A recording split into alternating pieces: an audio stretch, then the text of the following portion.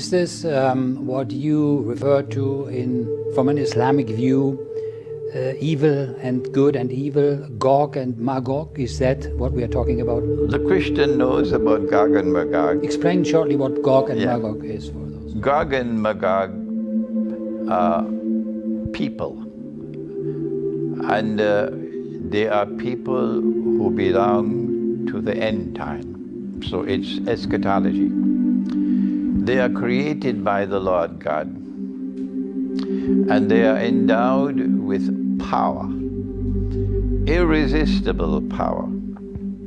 But we who follow the religious way of life, we will use power to oppose oppression. And we will use power to liberate the oppressed. And we will use power to assist those who want to live lives of righteousness and piety.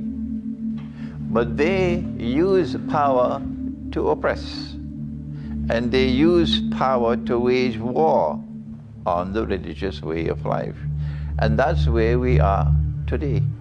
Those who are waging war on the religious way of life in the world today, those who are the masters of oppression, are Gog and Magog.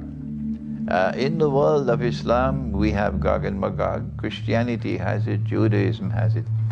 I have written a book entitled An Islamic View of Gog and Magog in the Modern World, but it's not possible in the brief time that we have to be able to go to the Quran to teach, to explain to you. But in a nutshell, look at the world today and you'll see those who control power and are using that power to oppress and are using that power to wage a war on the religious way of life, they are Gog and Magog. Isn't that oppression that you are also referring to here pretty much driven by the monetary system, for example? Is that part of the oppressive? I'm so happy that you've asked that question, because I forgot something about Gog and Magog.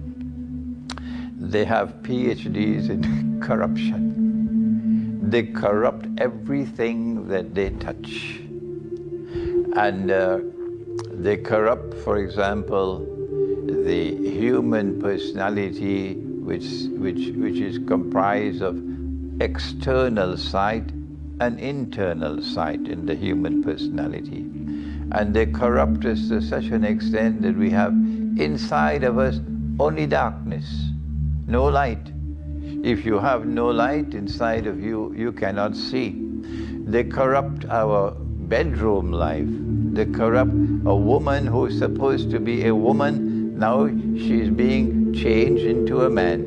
And a man who is supposed to be a man and fulfill his functions as a man to maintain his family, for example, he now is abandoning that and living more of the feminine way of life. This corruption is taking place everywhere, in sports, in education, in the political system, in business, but it is taking place, most dangerous all, in money.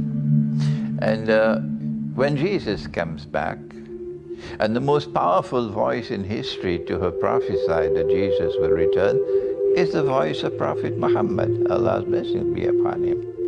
When Jesus comes back, he's not going to be using the euro or the USD. No, when Jesus comes back, he's going to be using the money that they were using in the temple in Jerusalem. And the Christian has to be reminded, I hope he's not offended by a Muslim reminding him, that when Jesus returns, he's going to be using gold coins and silver coins, because the temple minted its own coins in Jerusalem. That is now prohibited by those who control power in the world. You're not allowed to use gold as money. No. And we must resist it, we who live the religious way of life. The corruption of money is the most dangerous problem we face today in the world and in the religious way of life.